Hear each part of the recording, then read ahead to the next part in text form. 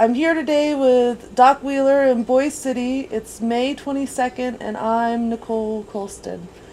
So, Doc, could you tell me about when and where you were born? I was born in Hastings, Nebraska. My family moved down to Drought, Oklahoma. My father was a professor there at the college for a while. He taught manual training. But he studied in Chicago, studied law, and was an attorney.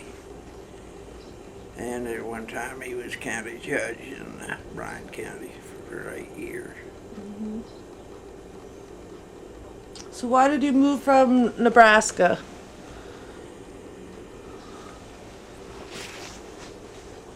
I think the college there called him and wanted him to come down and teach manual training. Mm-hmm. He kind of got tangled up in politics though, and I didn't work very good at the time.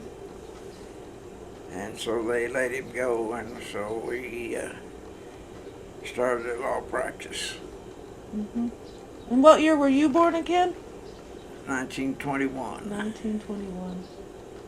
So you were a young adult during the dirty 30s. Do you have any stories of that time? Oh, that drought that we had back then was terrible. The trees died. The dirt storms blew in. Yeah, I can remember it. Yeah.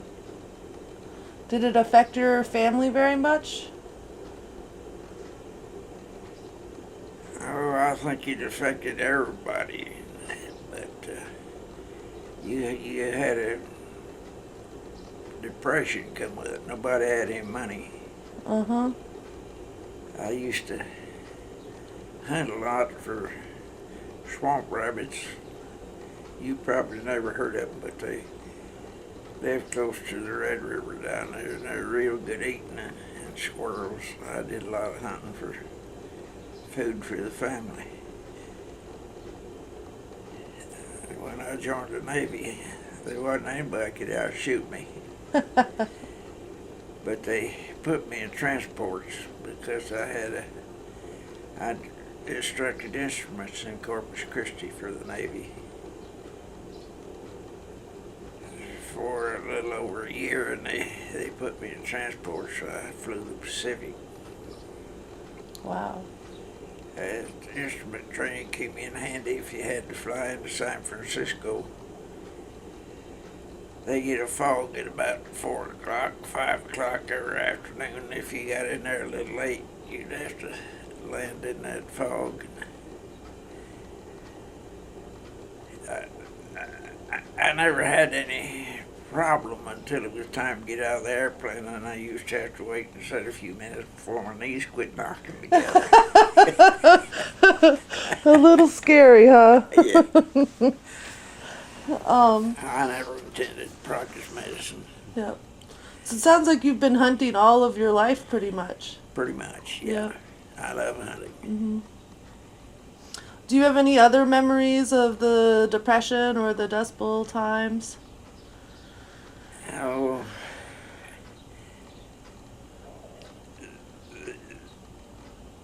I can remember that my college tuition was $16 a semester. I had a job on the campus at 25 cents an hour.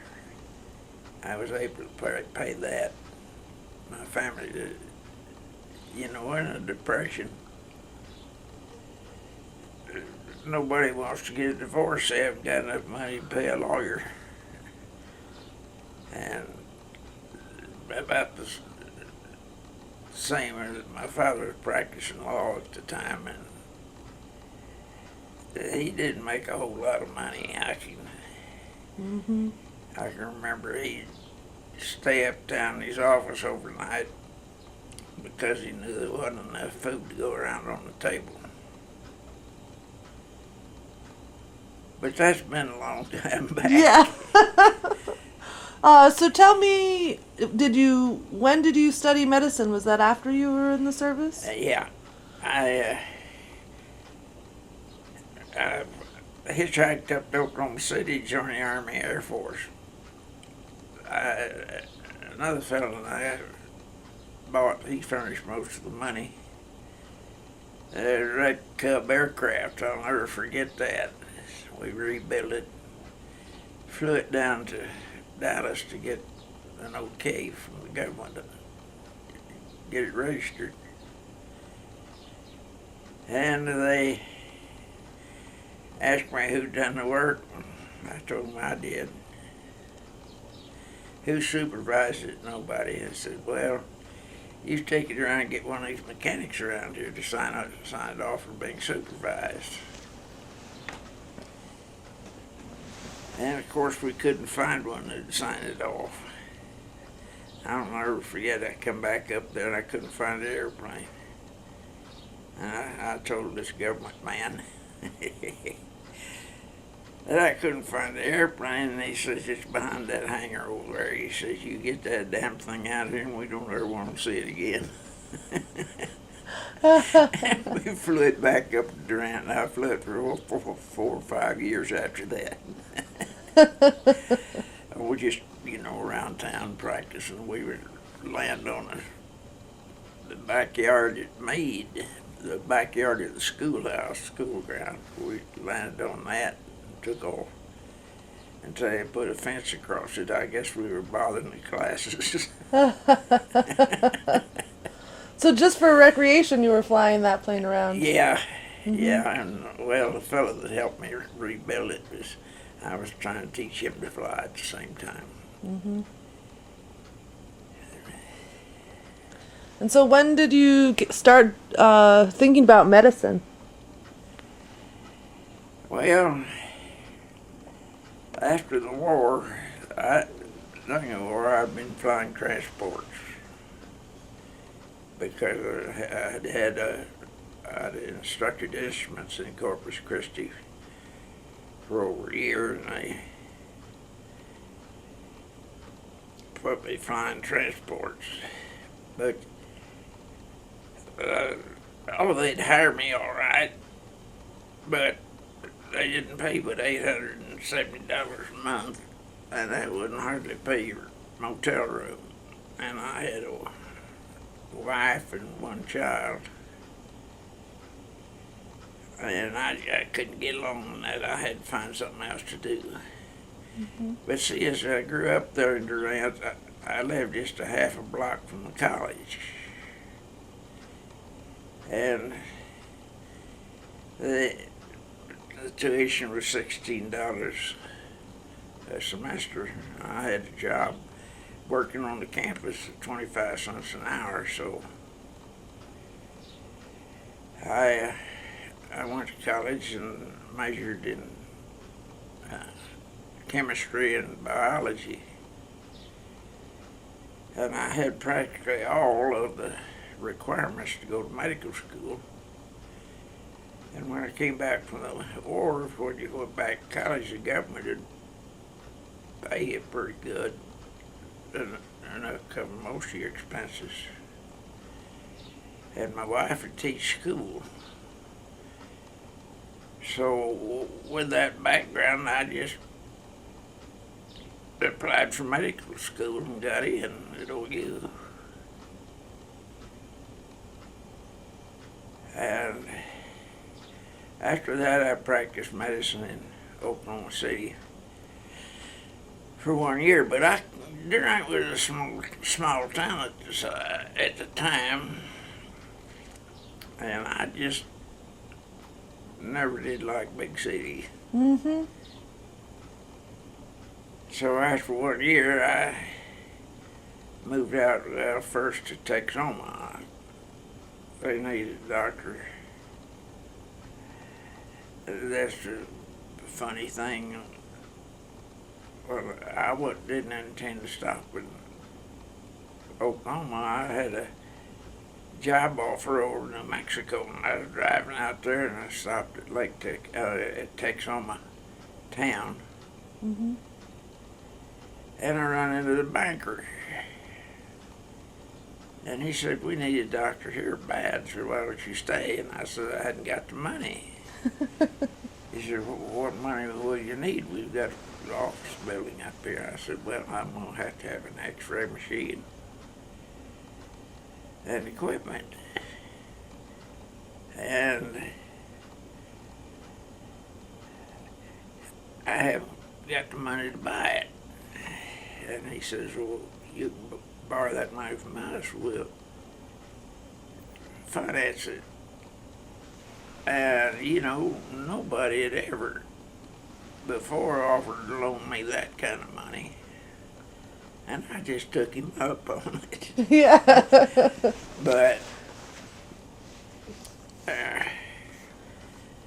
I had a daughter, the only daughter in my family. The rest of my family is all boys. But at that time I had a daughter, and she run out in front of the car as his wife was pulling out and ran over her. And you know, I just couldn't stand Texoma where I was reminded of that all the time. Mm-hmm. And on top of that, I was in Boise City. One of my classmates was having trouble with the other doctors who was up there wouldn't allow him to do surgery. They passed a thing in the hospital that you couldn't do any surgery without an assistant, and they wouldn't assist him. Mercury was his name. Mm-hmm. He was a classmate of mine, a good doctor. Well, the doctors that did that to him were also classmates of mine. But anyway, I'd have to drive up here from Texoma to assist with his surgery because they wouldn't with him. Now, it's entirely different now. But at the time I graduated from medical school, you were taught to do all the common surgeries, set all the common fractures, deliver babies. But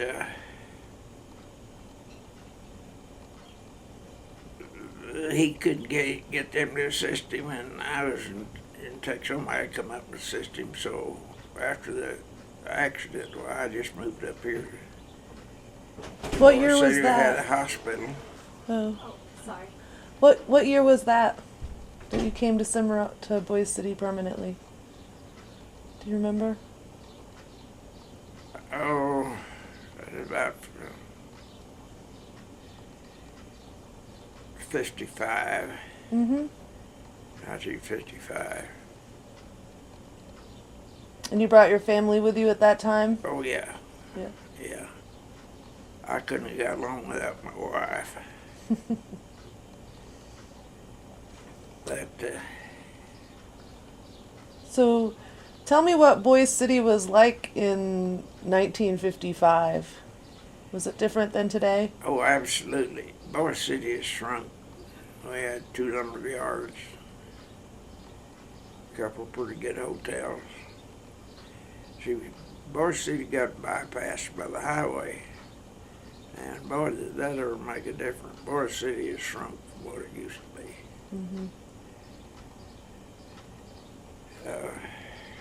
But, you know, we had a hospital up there, and I had a classmate to help me with my surgeries. I helped him with his. He eventually moved down into South Texas and left me up here by myself for a long time. But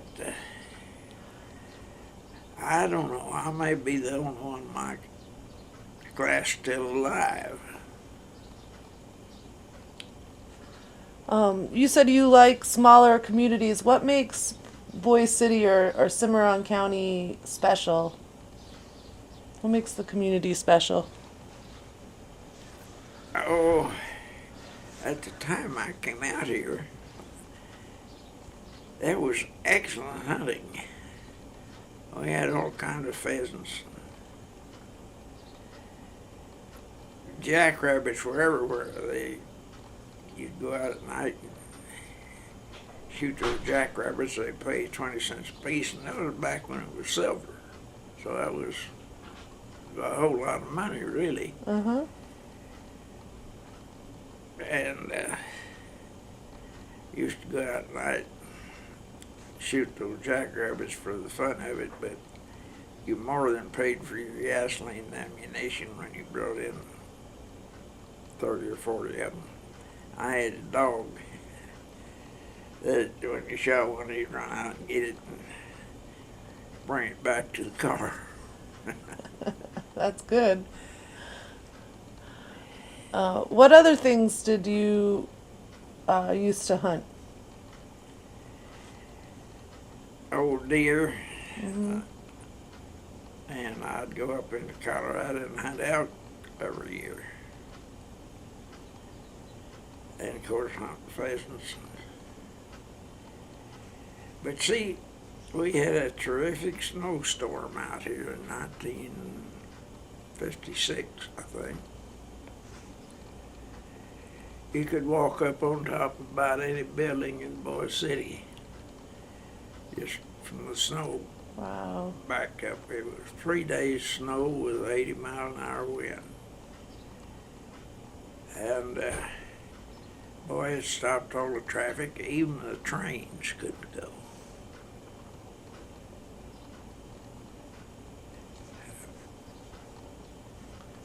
Did that affect the wildlife? It killed all the jackrabbits and most of the pheasants and wild game. You'd see a rabbit sitting up against the fence post, but when you walked up there, he was dead. We haven't had any rabbits out here since. Interesting. It used to be there was thousands of them. You couldn't drive from here to Stratford without running over one or two, just about. Millions of them. Who would pay for those rabbits when you shot them? What did they use them for? I don't know, but there was no going graduate that came through here with a truck and picked them all up. Now, what they were using them for, I don't know. I got an idea that they probably were using them for dog feed. I don't know, but they paid you 20 cents a piece. Yeah. And, you know, I just enjoyed hunting them. Mm-hmm. You drive around at night with a spotlight and pick one up out in the field, and I'd shoot it, and the dog would go get it and bring it back. So I've heard that the elk have moved down into Cimarron County. Have you observed that? No, but the ranchers out here tell me they've got some elk. Yeah. You ever eat any elk? What's that? Did you ever eat any? Uh-uh. Well, it's like any other meat. You've got to hang it up and let it season for about 2 weeks. But elk is delicious. Mm-hmm. And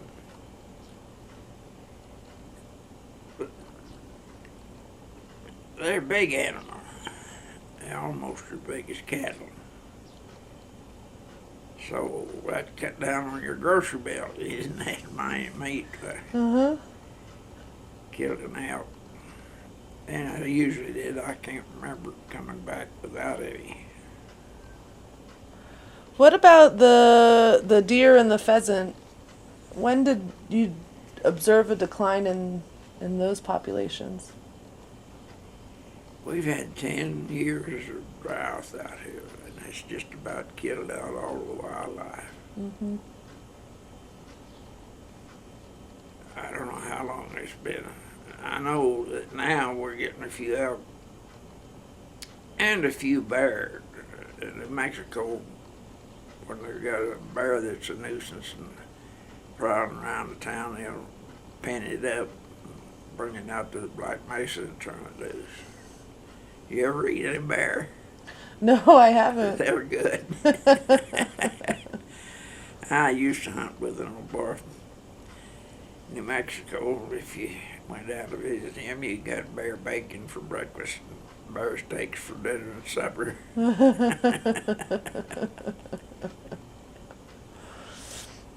Have you noticed other ways that the landscape has changed? Maybe the trees or the vegetation or the, I don't know. I there for 10 years where, you just didn't see any green grass. It was an almost complete drought we had out here. Hmm. And like I say, it killed out all the game. Can you remember it being that dry other times in your life? No. So this is the worst. Oh, I can remember a drought back in the 1940s when I was at Drought. We had dirt storms that blew down the Drought. And, all the trees, if you didn't water them out in your front yard, they was dead. And you'd see them dead everywhere except on the swamp areas down on the river. You see, Drought sits about 15 miles from the Washita on the east, Red River on the south, and the Blue River was 5 miles to the east. And I used to build a canoe every year. It was mostly to avoid the game warden. I could get on that river with that canoe and kill squirrels, and if there was a game warden, I know which side of the river was on. He wasn't going to swim it after me.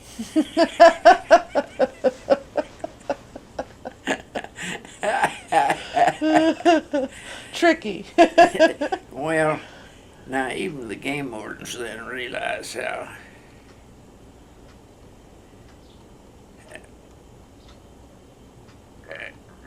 they just leave us alone. They knew we was getting that game to eat because we needed something to eat, Yeah. And they were kind of sympathetic. I never got arrested, but on the other hand, I didn't take much of a chance to get arrested either. I'd keep my canoe. I made a new one every year that made out of canvas. And you'd get them over on the Blue River. I spent most of the time over there. And you could go around the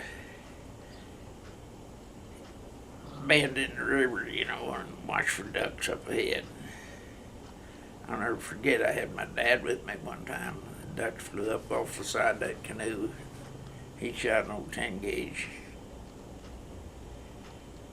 And he swung it around to shoot one of those ducks off on one side. I don't know whether he hit the duck or not, but he kicked that canoe over. We had to swim out in the winter. It was cold. That dry period in the 40s, did it affect the wildlife there like it did here this last drought? It wasn't. You didn't notice it quite as bad, but it was bad. Mm-hmm. Yeah. I don't think they've had a drought down there since then. So did your kids go to school in Boise City? Or go to Boise City schools? Yes. Mm-hmm. Yes.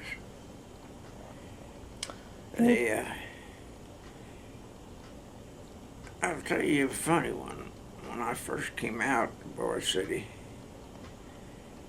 my oldest son was in the 3rd grade, and the 3rd grade teacher came back out to see me and said he can't read. Well, he got A's and B's in school all the time. And when I checked on him, he couldn't read. He didn't even know the alphabet. And he'd been making A's and B's in Oklahoma City. I hadn't paid any attention to it. And boy, the wife and I got together with him. And we'd make it happen. If you drive in the car, I see something that starts with a G. What is it? What starts with a G? Grass. I see something starts with a P. What is it? Pole. Whatever you saw. See something starts with a rabbit, But they have a lot better teachers in the smaller communities than they have in Oklahoma City. And if I had left him alone, he wound up as a pharmacist. His grades wasn't quite good enough to get him in medical school because it was so bad early. But he joined the military in Vietnam, and there they had a lot of time to read, and that's really when he caught up and got even. When he got back, he applied for medical school and couldn't get in, so he went to pharmacy school. And he was a pharmacist. He lives in Port O'Connor in South Texas now. He spends his time fishing. He's a fishing guide down there. He got a retirement fund from Walgreens, where he was for so long. But I think he enjoys that fishing and guiding a whole lot more. Yeah. Well, it sounds like he got some of his interests from you, both outdoor and medical. Can you tell me a little bit about working at the hospital and working with ranchers and farmers as your community? What has it been like? Oh, I've enjoyed every minute of it. You know, when I was practicing in Oklahoma City, that western part of Oklahoma City is where all the rich people lived. Probably still do. And you couldn't hardly get those boogers for your bills. You practically had to hire a lawyer every time before you could get them to pay a bill. It wasn't that they didn't have the money, they just, that kind of people. You don't get that out in this area. For somebody that can't pay their bill, I never ever in my life asked somebody, have you got the money, before I took care of them. I think that's part of your responsibility. I know some places they don't, but then they haven't ever been brought up in a place where you wondered whether you was going to have enough for a meal. They didn't understand it. Yeah. Nowadays we have cell phones, so it's easy to call your doctor if there's an emergency. Can you tell me about how challenges to communicating before everybody was so connected? Oh, well, we had a hospital in Bull City and an emergency room. If somebody came in at night, they just called me. Yep. Now they call my boy. There are very few people that go to the emergency room are going to pay the bill. Oh, is that true? The hospital gets stuck with it. But I don't know if there's... I still practice medicine a little. Not much. But you get older and your memory's not as good as it used to be.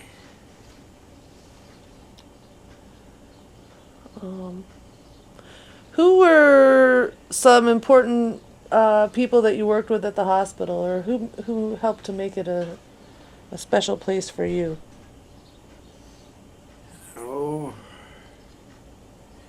like I say, Mercury was over there for a little. Dr. Mercury, a classmate of mine.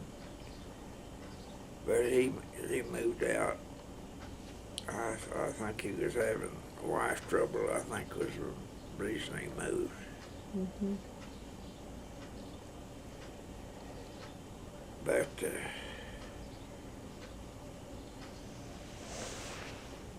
I don't have very much to tell you on this. No, on that subject. Um,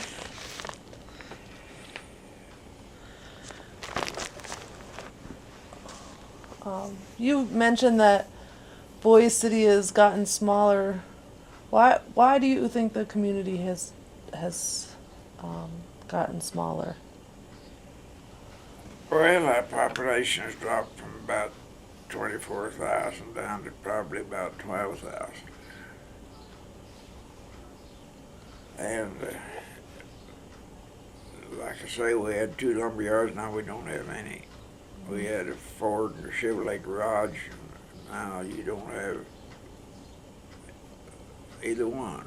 There's no car salesman in Boise City. Mm-hmm. You want to buy a car, you have to go to Stratford or Guyman. Does it present challenges to the hospital to Well, have less people? I don't know. I think the government kind of helps support the hospitals in rural areas, and you know, it's at least 40 miles from another hospital.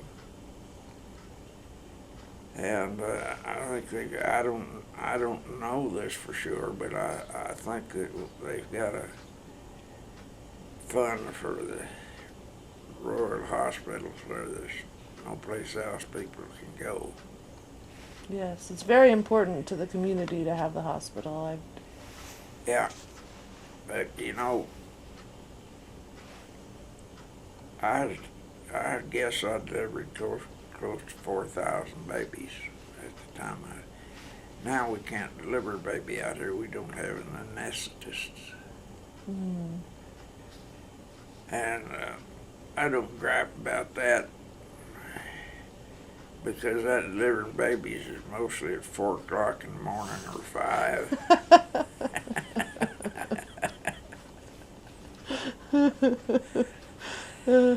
Yeah.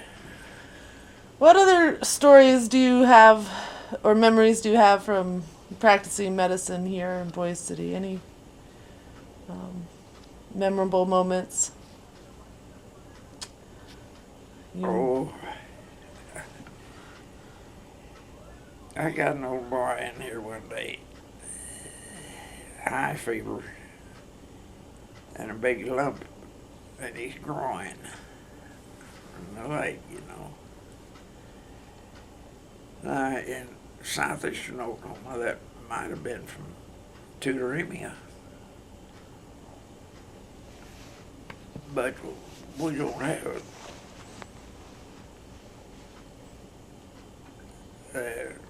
things that cause tularemia out here. And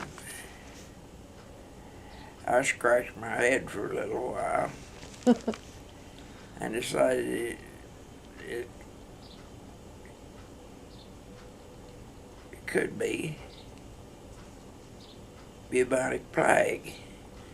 I didn't know, but we had lots of prairie dogs out here, and about that time a whole bunch of these prairie dog towns had died out, and this little boy lived out in the country, and I thought, well, it could be. I'd never seen a case, but from what I read, if you didn't treat it in the first 2 days, they was going to die from it. Oh, So goodness. I started to get some chloromycin, which at one time was a pretty popular drug for treating tuberculosis. I don't know what they treat tuberculosis with now. But anyway, I couldn't find any. I couldn't get any from the drugstore. I got 2 doses from Elkhart Hospital up here. I wanted to get him started. And I called down to Oklahoma City to the tuberculosis treatment center and told them I wanted some, and they what for? And I told them, well, I don't know, but I think I've got a case of bubonic plague. And that bunch of screwballs published on over every radio station they could find, I guess, that we had a case of bubonic plague. And I didn't know it was bubonic plague. But I started treating it. It cleared up. They shipped another doctor in here from Washington State that he'd seen bubonic plague and was supposed to be an expert on it. Mm-hmm. He got in here just in time.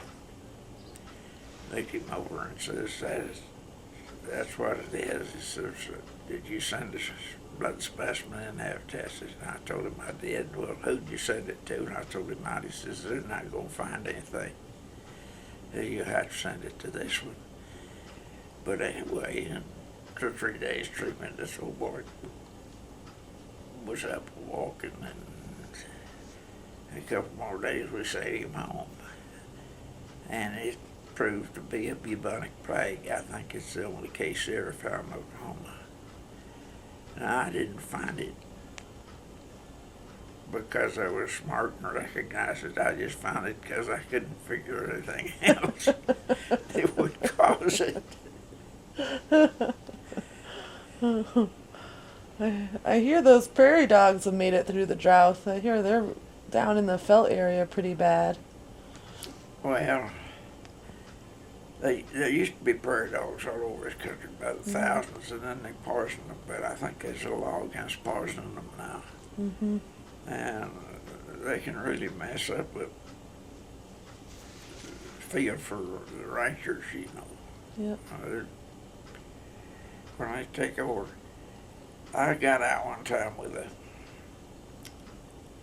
wagon load of water, and we started dumping it in the prairie dog hole. And I got out 2 young ones. I took them home with me, and they make crying pets. I had them run. Did you have them running around loose or in really cages? eat your breakfast or dinner in there. All them little buggers would come jump up your lap and want to get your plate. But they make good pets. Mm-hmm. I don't know if anybody besides me ever had one for a pet. I used to like to make pets. I had a pet crow around here that one of my neighbors killed down there. The crow had a habit of women come up here. He'd like to land on their shoulders or on their hair. And my pet crow flew down there and landed on his wife's head. And that screwball killed it.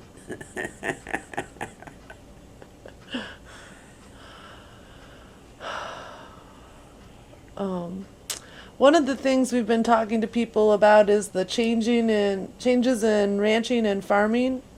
And so one of those things is equipment. Do you think that or in your experience, were there more farm accidents when you... I don't think so. No. I never did any farming, and I know very little about it. Yep. I know everybody goes hungry in the droughts and Yep. buy new pickups when they have 3 or 4 years of good rain. Right. Have you seen many farm-related accidents, though? Any? They're pretty few and far between. You know, when I first came out here, there wasn't any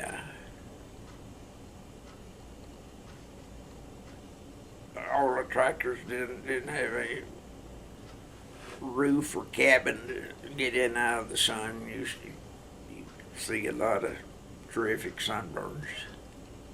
Oh. But that's all over. They've got those tractors and farm equipment is markedly improved. Yeah, I think they might even have air conditioning in them now. I think they do have, yeah. I do. You know, 50 years ago they sure didn't. Yep. You just sit out in the sun and got bakes. What about problems with dust? I know that's another health problem that Problems with what? in inhaling dust. So, in dry periods when there's these dust storms, have you treated anything like that?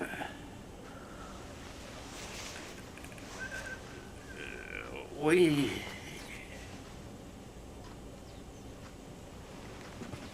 haven't had any problem with that out here in years and years and years. And it's kind of hard to prove if somebody gets pneumonia that it's caused by dust. Oh, yeah.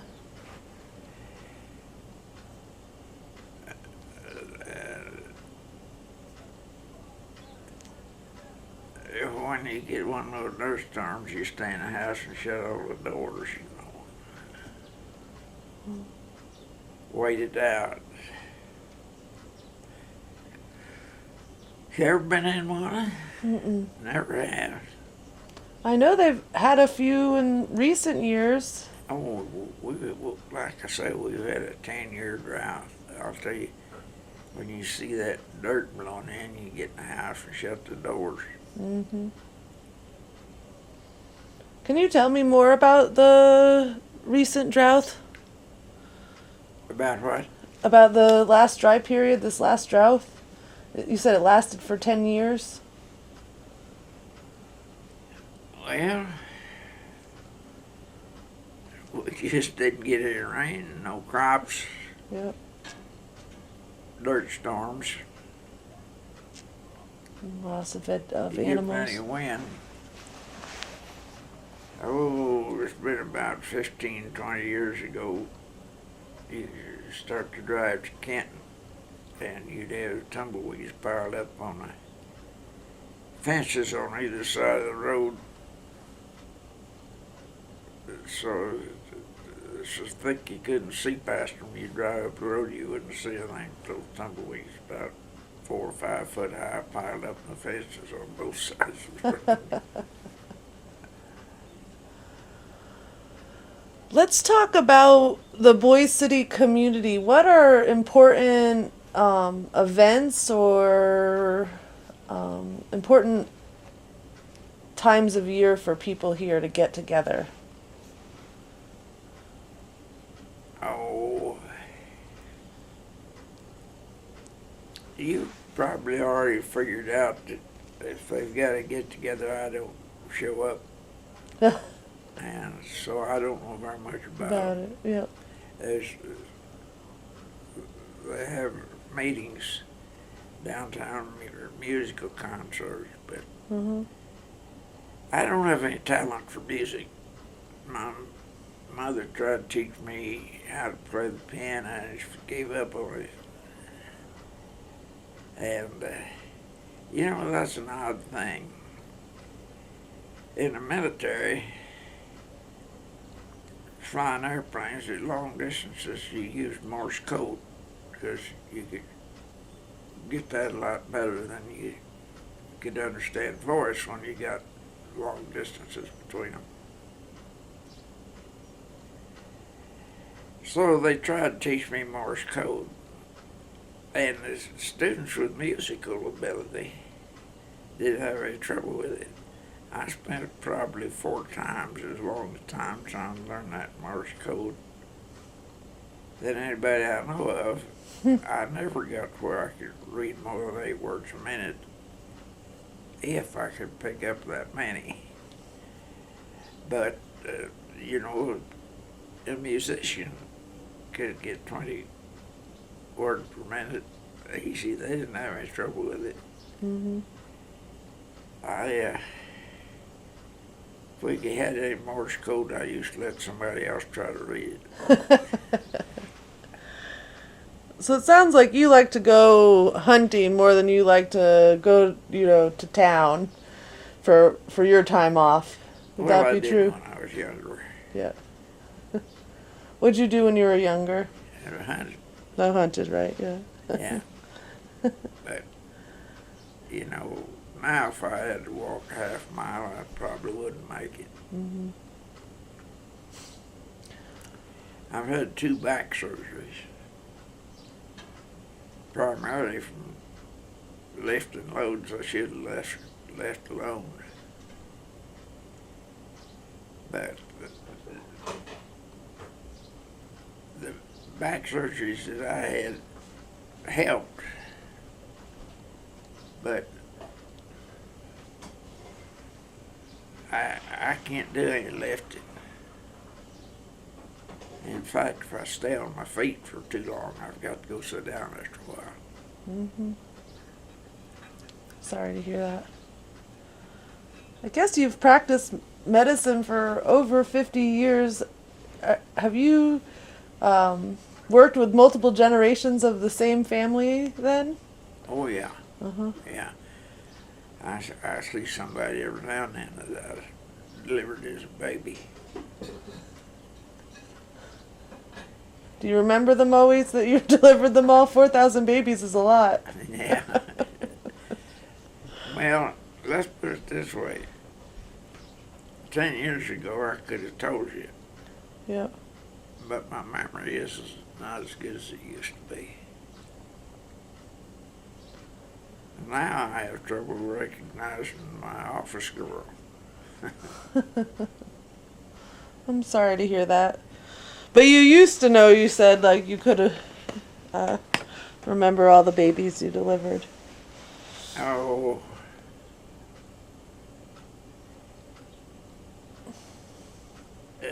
I never could remember all of them, of course. Yeah. 8,000 is a lot of babies to remember. Tell me about your wife. Did she continue to teach school when you were here in Boise City, or what did she do? No, see, when my daughter was run over and we moved up here,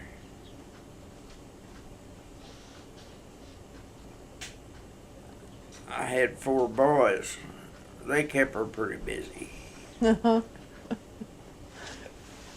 Paul was here a minute ago, was the youngest one of the bunch. Mm-hmm. I taught them all how to fly airplanes. One of them was killed in a plane crash. Oh, His own goodness. fault, because he'd been out drinking with some guys that night. And I don't know, I've got a lot of alcoholics in the family. I love beer, but I don't drink any because with my boys around Paul, I don't want him started on it. Yep. And even when I was drinking it, I wouldn't drink more than 2 bottles a week. I'd limit myself. See, my dad's brother was an alcoholic. He died in St. Louis. A young fellow. He wasn't but about 30. But it was alcoholic poisoning Mm-hmm. from overdose of alcohol. So you lost 2 children relatively young. Hmm? You lost 2 children relatively young, a daughter and a son. I don't have a daughter. Oh. My youngest son was the one you saw, Mm-hmm. Paul. He's a MD. I've got one in Alaska who's a dentist, and one in Port Connor on the South Texas coast. He's the pharmacist. Yeah. So you have a medical family, it sounds like. Pretty much, Uh-huh. yeah. And your son here works at the hospital that you worked at. Yeah. Yes. Does that make you proud? Yeah, it does. Yeah. Do people ever get confused about which Dr. Wheeler they're meeting with? Oh, Not anymore. Tell me more about raising your kids. Was that an enjoyable time for you when they were younger? oh, I was pretty busy most of the time. You know, it used to be when I was here by myself, if you had an accident at night or something, you called into the emergency room. And I just really didn't have very much time to spend with the family. Yeah. I taught them all how to shoot, how to hunt. Uh-huh. And to fly planes. And to fly, yeah. Yeah.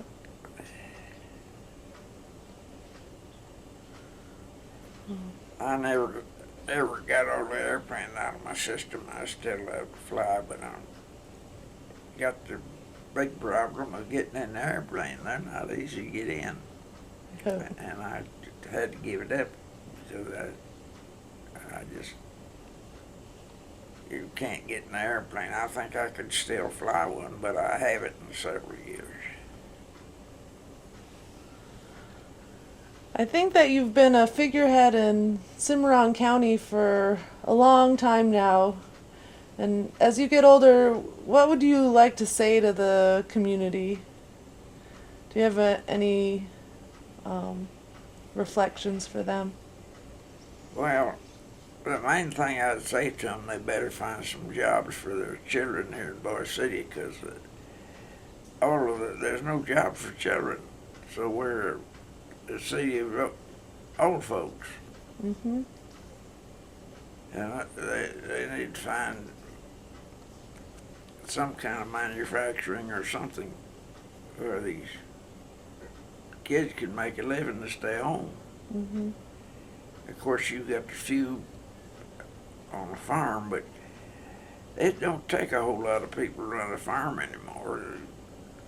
They're not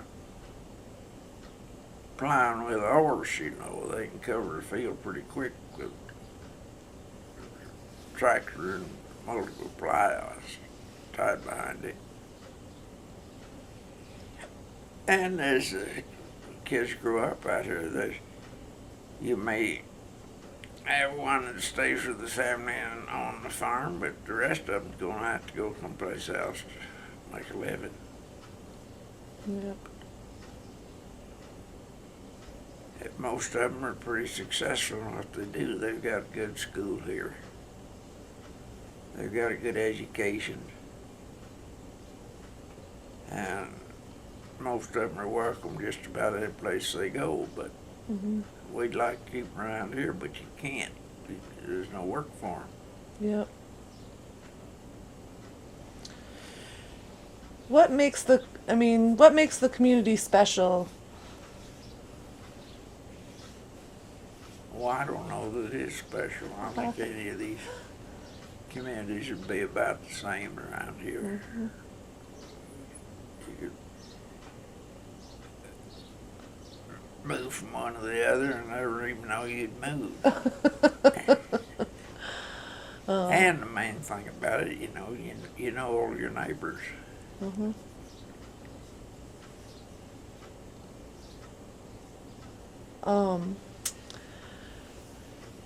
Are there? So you're saying there's pretty similar to other rural areas. Do you see differences between the communities, maybe in Kenton or Felt or Keys or Boise City? Do they have their own personalities? Oh, yeah.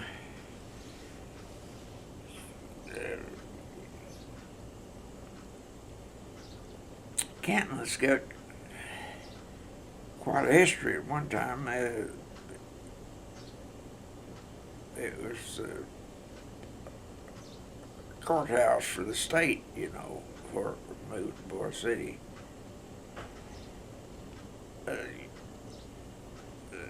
Canton's got a lot of history. that area out there on the Black Mesa was a hangout for outlaws. Mm-hmm.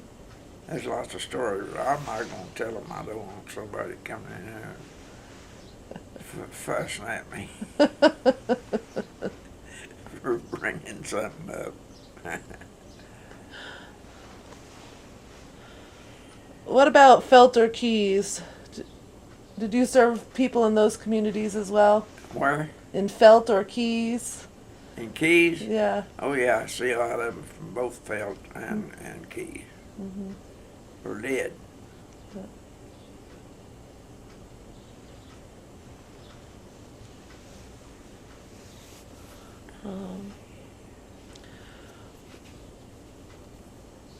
Have you enjoyed working in the same place for so long, for 50 years? Does it make you feel close to the community? Because I know the community feels close to you. Oh, yeah. Yeah. Do you think it's unique to spend your whole career in one place? Or Why not? Moving costs lots of money. it does. You know, I gave this place to my boy Paul and his wife for two reasons. First reason, I'm not going to be very long. Second reason, it keeps him in Boise City, so the hospital needs him. Yep. And I've got 3 hangars out there with airplanes in them. He likes to fly. I'm doing everything I can to keep him in Boise City. So passing on the legacy, or the duties. Well, yeah, and I don't know. I was out of place in Oklahoma City, and I'd be out of place in any large town. And I think he would be too. I don't know. Mm-hmm. There's a lot of places I can get him. He's a real good physician. But you know, they don't teach them anymore. Like, as I say, when I finished medical school, they wanted you to set all the fractures, deliver babies, do your own surgery. Now they come out and the professor tells them that when you've got an appendicitis, you diagnose it and send it to the surgeon. Mm. And they don't teach them to do it. And on top of that, the lawyers has got, it's hard to realize if they charge you $90,000 for insurance, if you deliver babies, you're not going to deliver very. If you can't deliver a whole bunch of them at about, we used to deliver them for $100 a piece. Of course, the dollar was silver then, and you got paid about half the time, I guess. But I don't know what it cost you to get a baby delivered now. Mm-hmm. I bet you it'd be well over 1,000, probably 2,000. But What words of advice do you have for your son as he continues in your footsteps in the Cimarron Memorial? oh, I don't have any advice. He'll have to advise himself. But he's a good physician. These hospitals, smaller hospitals, most of the places are considerably bigger than Boise City, but they're after him every day trying to get him moved. Mm-hmm. That's the reason I gave him the house. they need him out here.